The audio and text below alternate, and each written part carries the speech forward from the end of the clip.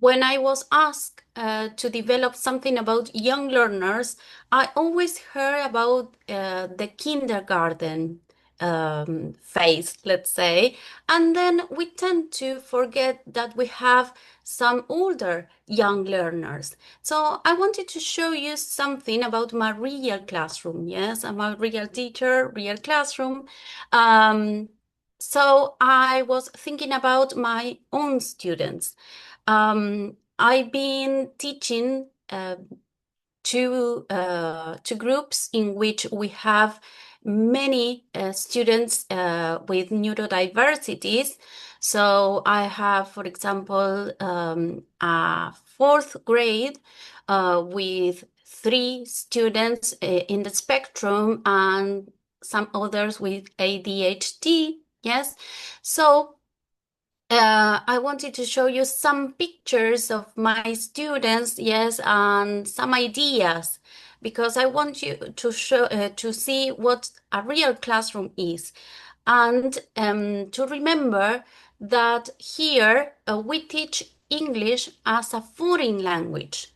So we have to teach another language and with other challenges. So here is my honor to diverse minds and making English a language of connection, not exclusion. Okay. So what we see here is what we think of a typical student in the spectrum in the classroom. Yes.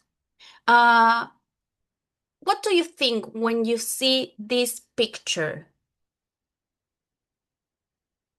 I'm going to read the chat box a little bit.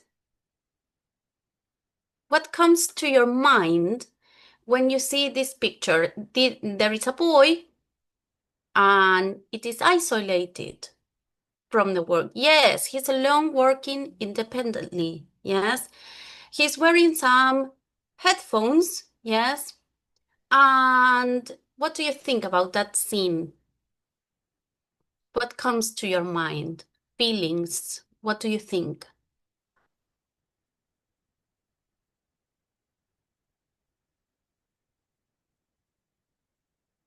Okay, he might be sensitive to sound. He's focused. So, as you can see, we have many points of view. And he's staying away from pair work. Okay. So I'm going to tell you a little bit the story behind this picture. Okay. Um, this was a listening test.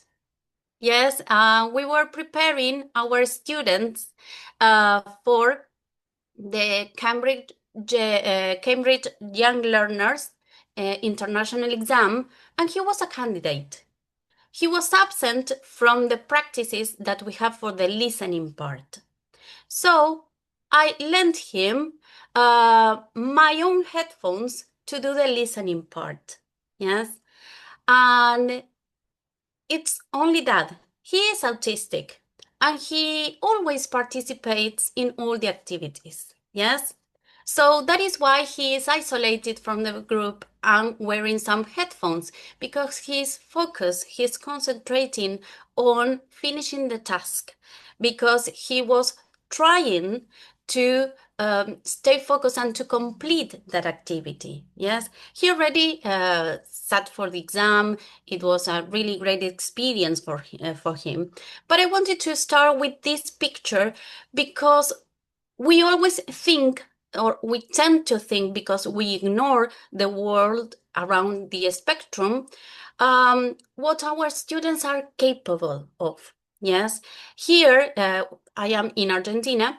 Um, we made to think that autism means difficulties. Yes. So today I'm going to invite you to take a look at the autism with another pair of lens. Okay? Because we have to teach humans, not labels. Yes? And never through a deficit lens. So what I did with this student, I could have done it with another student without autism, okay? Because I have to manage time in the classroom. while they were doing, the rest of the group was doing another activity. So we take advantage of the time that he had, like a free period, to finish this practice. Yes? So every child brings a unique neurocognitive profile. Yes, all students are different, all brains are different. So I repeat, our role is to teach humans, not labels. Okay? So, as I show you before, yes, the picture of my student. This is a picture that I asked for to do some self-presentation. Yes, instead of reading and writing, I asked my students to do this activity of drawing the other self and the inner self. And if you can see in this picture, yes, we have like a strong interest. What do you think it is? The strong interest. Yes, this is a lovely activity. Yes, of course, football. Yes, soccer, football, whatever you may call it. Yes, it's a deep interest. And it means strong engagement. Yes. And it was an activity for everybody. Yes, I was thinking about the difficulties that our young learners have when they are asked to read and write. Even if we ask our young learners to tell something about themselves, and we may think, the adult, the teacher, thinks, this might be very simple because they have to say their names, how old they are, what are their favorite food, favorite sport, etc. Yes, we follow like an structure that we have been teaching for many, many years. But once I had to teach one student that couldn't speak at the moment, and reading and writing was something that she struggled with. So I change like the pathway um, to get her engaged. Yes, she was like an artist. She made some beautiful pictures and drawings. So I asked her to draw her favorite something, and I asked her to draw something else. Yes, related to the topic that we were dealing with. So here we have our outer self and our inner self. We were talking about the describing how do you feel, and if you have to show a picture of your inner self, how would it look like? Yes. So this is the outside of my student, and this is the inner self. And here we see the strong interest. Yes, it was football. And we may think autism, football, it's teamwork. And perhaps that is a myth that we have to go over it. Yes, because it's something like we think that our students, autism, they don't get involved. They are always isolated. They don't like to play games. We all love to play, and we all love being invited to play. Yes, and young learners, as the previous speakers told us and taught us, they need to play because they learn by playing. Yes, so drawing is also a way of playing with language.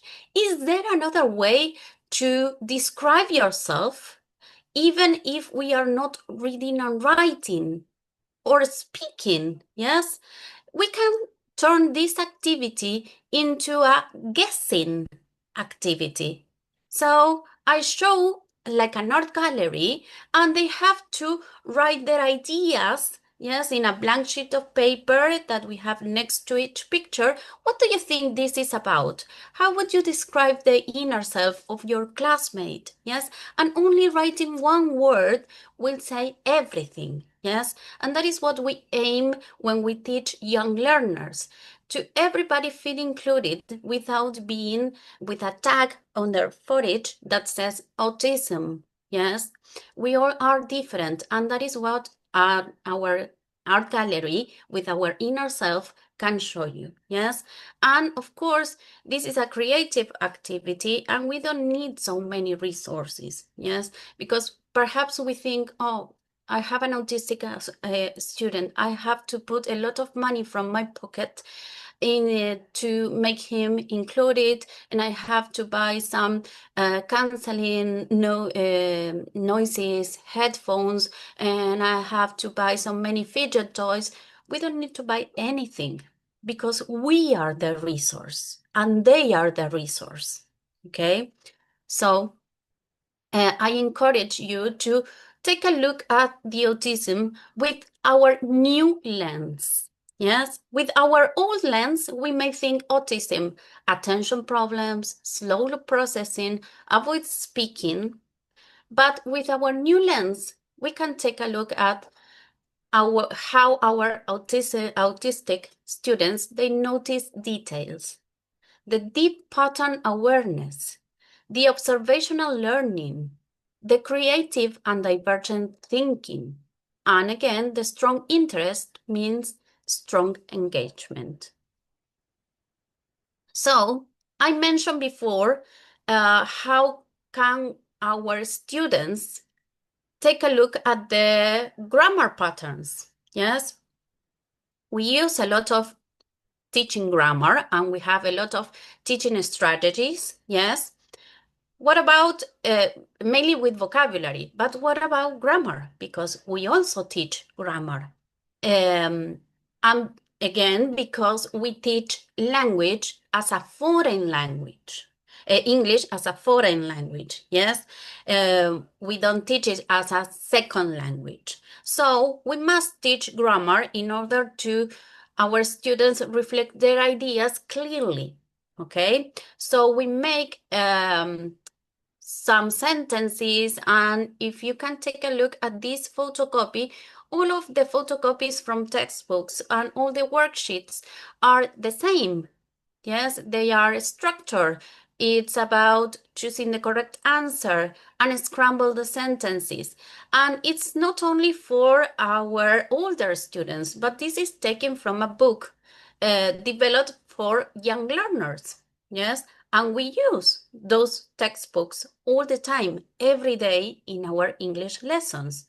And it's not about the publisher, but it's everywhere. Yes, because it's the way in which we were taught to learn English, yes, to study grammar. And we teach structure. So what does structure means? It means chunking language. Yes, it's about a puzzle all put together. And here is where the autism comes and shows his superpower. That is finding these patterns where neurotypicals struggle. Okay, so I developed this idea of a puzzle. And again, working in pairs or in groups. I gave them different envelopes with the sentences all cut out. Yes? And they have to work together following a previous pattern that we have decided. Yes? We use green for the subject or the pronouns. We use light blue for the auxiliaries. And we use pink for the verb. So we follow the color pattern, and it was so much easier to make a sentence, to put the sentence together, and to understand what structure means. It's putting some things together, and they follow an order, they follow a pattern. is not the same if it follows the pink, if first it's a pink and then it follows the light blue. Yes, it doesn't make sense. So we follow the color pattern. And this is very important for young learners. The audiovisual aid, when we think the audiovisual, the part of visual, we always think about a picture. Yes, to have a reference. But here we don't have any pictures because we aim to solve this kind of activity. Yes, that all the books present. And what is the adjustment that we can do? We can follow the pattern. As you can see here at the background, yes, in the corner of the picture, we have the order, the structure for a question. Yes, first we have with yellow the question word. Then we have the red for the auxiliary. Then we have the purple for the subject. Then we have the blue for the verb. And finally, we have the orange for the extra information, time, place, etc. Yes? So it is so much easier to teach this kind of a structure for our young learners using these patterns that autism brings us. Yes, so we can use those superpowers, okay, to make grammar more friendly for everybody. Yes, so before they read and write and they unscramble and they often feel so anxious about this kind of activities. Yes, the unscramble activities, they feel so anxious, it is so difficult. So before we jump into the activity, everybody should make their own patterns, yes, to follow the pattern and the color pattern and make them color all the words, okay? It is great because they have a clear view of this kind of puzzle. But first, let's play, yes, like making the puzzle, just cutting out the photocopies in this case, make it a game, like a competition. Okay, which is the pair or the group that finish first? And can we play like making some crazy puzzles? Yes, for example, we play like with the time. Yes, in here we have he doesn't get up at 8 and they were playing with the time. He doesn't get up at 7:30 and it was like a true or false after that. Yes, it's not only using the resource for only one activity but recycling the resource. Yes, and paying attention to our student suggestions. Yes, because they love playing and they give you more ideas than we think, and they are great, great, great ideas. So listen to your students, pay attention to their own needs, and do not take a look at the labels or deficits, but invite them to play. Yes, our students, our young learners, they get along so easily and we can learn a lot from them. Okay, let's move on. So here there is another picture, yes, and for me it was like, okay, this is what neurodiversity means. This picture of my students, yes, that is what really means.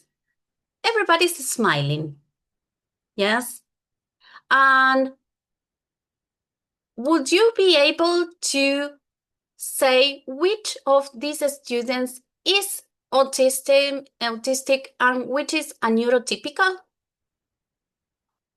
Can you do that? Can you say, okay, this girl I think or this boy I think is? Just by taking a look at the picture.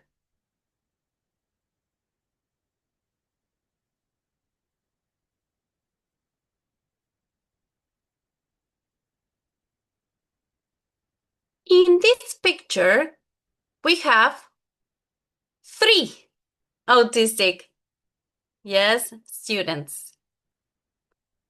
And when we take a look at these pictures, we may think, okay, there are some typical signals, yes, of autism. For example, this thing of moving our hands, steaming, yes, or the kind of a smile, yes, but it's not about taking a look on how he looks or she looks, but what are they doing? Yes, what are they doing? They are all playing. Yes, and I told you there are 3 autistic students in this picture. Yes, and they are all playing together. Yes, so what does neurodiversity really means? It means this natural variation in brain wiring. Yes, it's not only one kind of autism.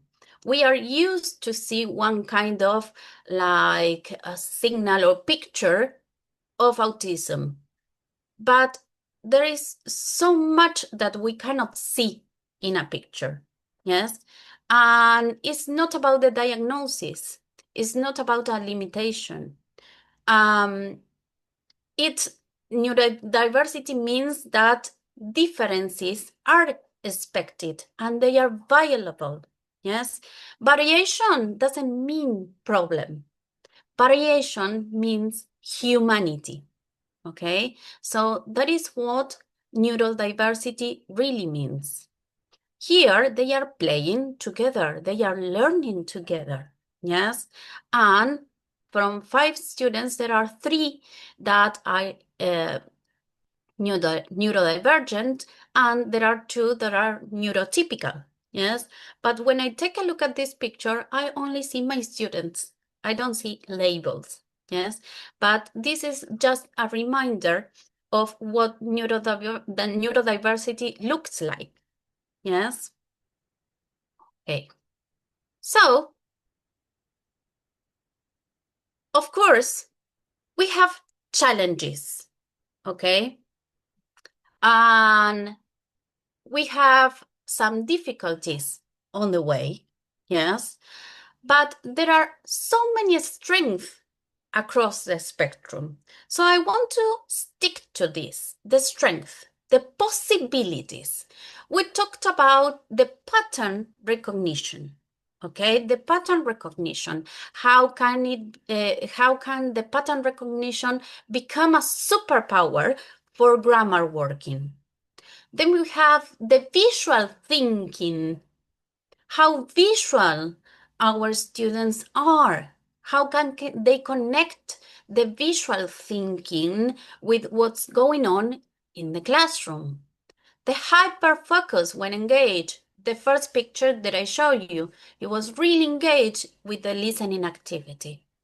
The creative problem solving.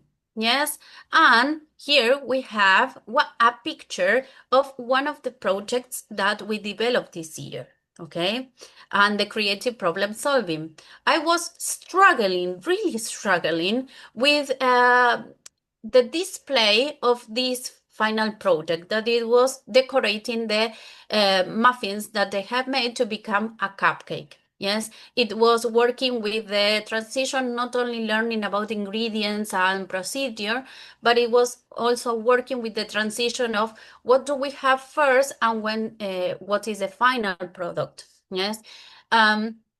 It was for an English fair that we invite families to participate in one of the activities with their own kids. So I was really struggling on how can I display everything so parents can come and move around and kids also have to move around while they are explaining. It was a great idea, but then I was like, oh my God, this is crazy. How am I going to solve this? And one of my students, my autistic students, started organizing everything. So here she was like, okay, step by step. First, what do you need? The toppings here. Then, what do you need? The muffins. And we are going to divide them into flavors. And finally, we have the toppings. And it was like, oh my God, it was so simple. My anxiety was blocking me this problem solving. Yes, because I was so anxious about families coming into the classroom, and I was trying to organize everything to be clean and neat, and the students being ready and everything. My student was like, "Okay, I'm going to solve it like this," and it was magical. Yes, so it's not about the problem solving. Doesn't always happen when they have to solve an activity in the textbook, but they can help like this problem solving with this kind of moments. Yes, they can simplify everything into there is a problem, there is a solution. So I'm going to hyper focus on this and I'm going to help you. Yes. So that means authentic communication as well. Okay. Because they are authentic, because they are super honest and they have a unique sense of humor. So I encourage you to take a look at this strength instead of all the difficulties that we have on the way. Okay. So here I have some principles for an inclusive ELT classroom, okay? And it's not only for our students, but also for ourselves as teachers, yes? So these are my principles. Predictability and structure, yes? We have to not only present an agenda of what we are going to do in order to be predictable, what is going to happen, and the structure that we have for our class. So we start with the warm-up, then we have the exposure of the vocabulary, then we have some recognition, then with a game, then we have the guided practice. So we go to the textbook or to the speaking part, yes, and then we have like the correction, and then we go home, yes, and that is the daily agenda.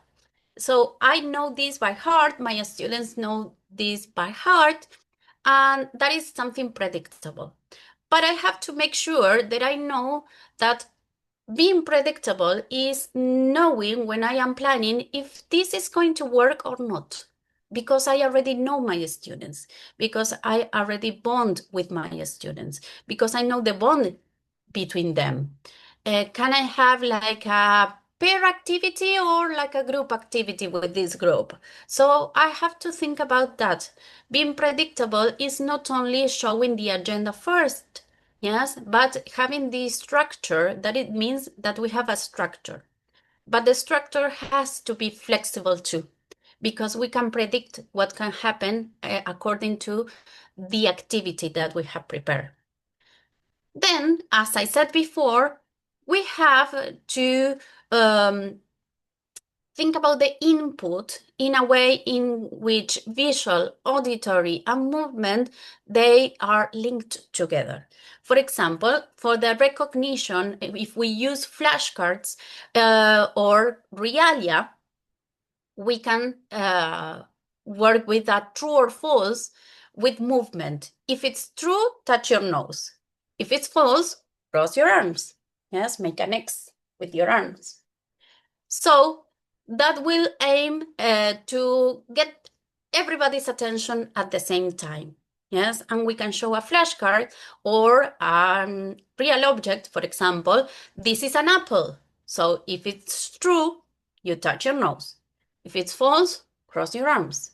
Yes, so we have our reduced cognitive load. Yes, is not only about completing tasks in a reading and writing book or booklet or worksheets, but it's about engaging our students in only one activity in which visual, auditory, movement work with recognition, okay, with understanding of the language. And they are exploring English in a different way because we are reducing cognitive load. It's not about getting a passing mark in the test. It's about playing with the language, okay? Then we have the choice and autonomy. It's not giving them freedom to do whatever they want to do because I have a structure. But, for example, you can give a worksheet and then you can tell them you can choose to work alone or to work with a pair. You can choose to start with the first photocopy or to start with the speaking activity, the peer talking activity. And that fosters autonomy. It's not doing everything by themselves, but being able to choose, to make awareness around the choosing part. And yes, there is a choice, and you have to be sure of what you choose. Does it fit me or not? Okay, and that is giving autonomy. It's not let them do everything by themselves or let them do whatever they want.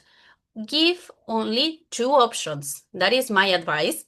Yes, always have two options and be aware of the sensory input. Yes, sometimes too much input, it's a lot.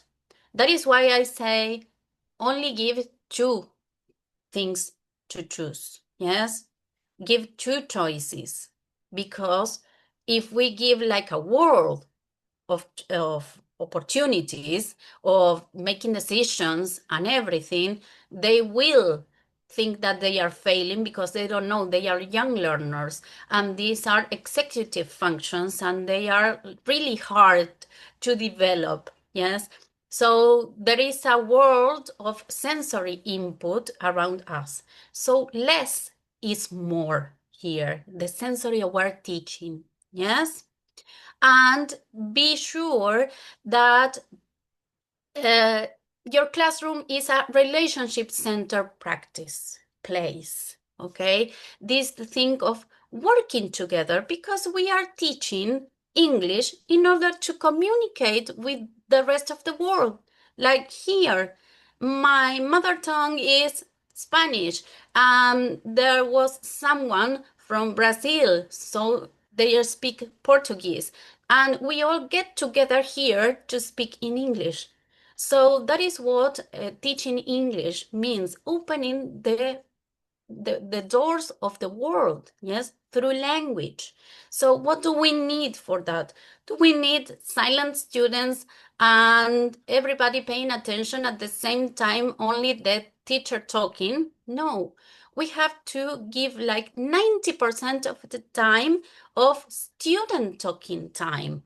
Yes, it's very important that they know how to talk to each other. So we have to build relationship-centered practices.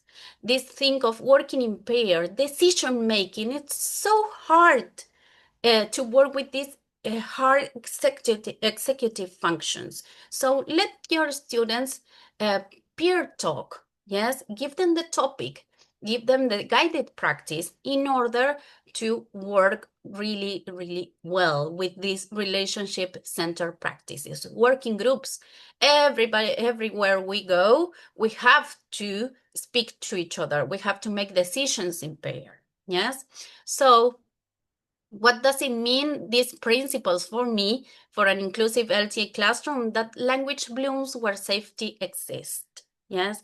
Uh, so create a safe learning environment where mistakes are welcome, where we develop a new lens to take a look at the autism with a new lens of which we see a lot of strengths and not difficulties. Okay. Here I have some practical tools. As I mentioned before, we don't need a lot of money or a lot of resources in order to make our classroom a place where everybody can learn. Yes, we can have interest-based vocabulary tasks, like this thing of, okay, today we are going to talk about football. So I am aware of my deep interest students thing. So we develop a whole class based on their interest, and be sure that they are young learners. So the vocabulary that they have, for example, today, I don't know in the rest of the world, but here I have a picture, I don't know if you can see it, of a brain rot. It's everywhere around. So we work with descriptions and color dictation to color these brain rots. Yes, so this is an interest-based vocabulary task. We were working with some dictation with colors, clothes, and everything. So we developed an activity based on their interest. Yes. Then the visual grammar, as I showed you before, we can have like a puzzle, yes, a color code, or this is a grammar slider in which they can write and erase because it is laminated, yes. And there was a big poster, yes, I made like a big poster to post on the wall, so everybody can walk and play with the part of let's write sentences, let's create sentences. So it was playing with language, yes. And they have like a small one they can have at hand, yes, whenever they need to create something, okay. Again, we have some color pattern here, and they can clean the work whenever they need. Movement-friendly activities. Here, for example, in this picture, these boys are making like a poll, or it was asking questions to the teachers and asking questions to everybody, and they are working in the park. Yes, and they are walking around and they are using real English because they were asking questions about routine, for example. And it was reading and writing, but reading and writing doesn't mean sitting down and read and write. Yes, you can practice some reading and writing while walking. Yes, and as you can see, they are not alone, they are all together. And here in this picture, again, there is a boy, an autistic boy. And we cannot tell which one is from the picture because the three are doing the same activity and they are working together. And that is the meaning of teaching language. Working together, learning together, helping each other, and walking around. Yes, because we need more movement in the classroom. And reading and writing can have a lot of movement. They think of playing with grammar. Yes, the flexible participation. It means that universal design for learning tell us to give multiple ways of access to the content, yes, and to answer, of course, questions with different resources, hand signs, with a chat, with a in a post-it, yes, perhaps, with a notebook, everything. Then sensory corners and quiet spaces. It is kind of difficult to create a sensory corner because we don't have plenty of space in our classrooms because we have a lot of students here, and our classrooms are not so big and they are not so friendly in a way in which we can play with the furniture and everything. So we have the furniture from ages ago, and we still have like the same mainly in primary, yes, at primary schools, first, second, and third graders, they are like in a traditional classroom, yes, they sit in rows, they sit in pairs, so we can play with the movement around, moving the tables only and grouping all those all those all those desks. But if we don't have a lot of space to do those Pinterest sensory corner that we love, but we don't have, yes, our reality is that we don't have a lot of budget, yes, to create those sensory corners or the quiet spaces or everything, we can have like a basket, I have a basket in my classroom in which I put some simple things like this for the hair, yes, like a hairband, because we can use it like this in order to self-regulate. And all the students can use them, okay? And then we can have this kind of rhinestones or sensory stones, cam stones, and they have some texture, and you can do it in class for everybody. And they can have it in their pockets while they are working, and it's only about sensory input. Of course, we have some squishy balls, yes, and perhaps they have at home something that we don't need to buy, yes, and you can ask them, okay, you can bring something uh, from home, yes. I have this for the that is for the cell phone, yes, like a tripod, and it moves and it's so flexible and it's so soft that one of my students brought it to the basket, and it's so fun because this is not a fidget toy, but it works like one. Okay, and be sure to set some rules.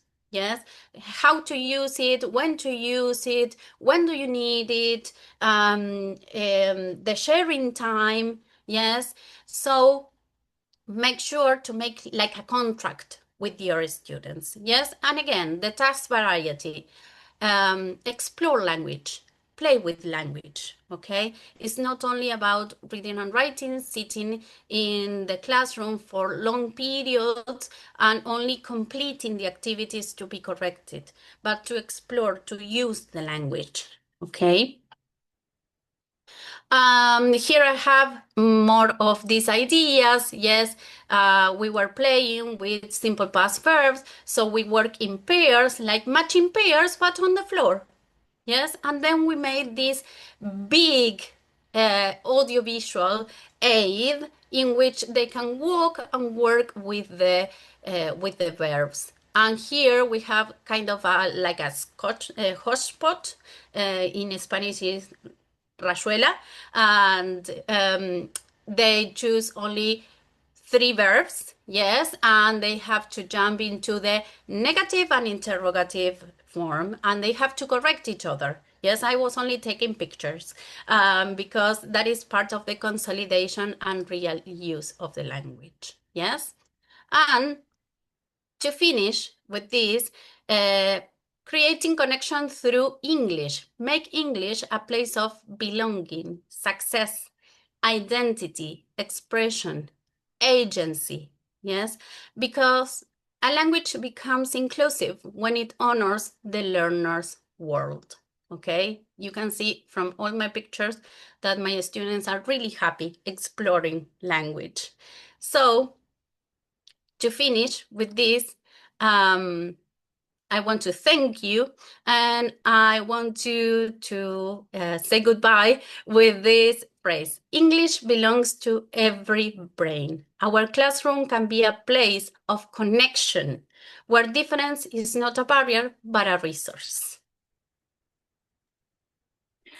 Thank you, Magali. We Thank still you. have a couple of minutes, so Okay. if anyone would like to ask questions, use the Q&A box or adhere to the chat if you prefer as well. It was really practical, lots of wonderful ideas, and I guess that's the message, that we cannot tell what kind of if a learner is neurodivergent or not just by looking at the picture, just by looking at them. This is really important, right? And there is a Yes. whole, how can I say, complexity to the possibilities. And if we label them, we end up putting them into small boxes and not allowing them to thrive. So your ideas were really practical and nice for that. And we have a question here. I'll read that for you. Okay. What would you recommend for managing neurodiverse learners in a group setting? I will take a look at the identity of the group first. I have to take a look at the identity and how do they work together, and what is the aim, the objective of learning language at that age. Yes, for example, it's movement needed in that group. Of course, we all need to move around. So perhaps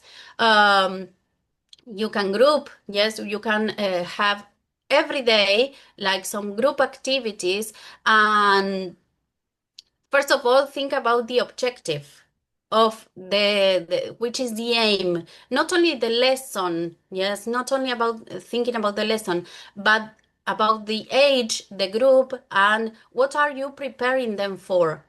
For example, I prepare my students for an international exam being young learners. So I have to develop all my course, my annual plan around it. But perhaps if you have another objective, for example, exploring global issues, perhaps you can take another perspective. So there is no only one way of designing or managing neurodiverse learners in a group setting, because it depends on the on the identity of the group. Yes, I cannot tell you what would fit for your group, but each one of us have to take a look with their own lens, yes, and take a look of their students' needs. And neurodiversity is there. It has always been there. Yes, neurodiversity is what we are.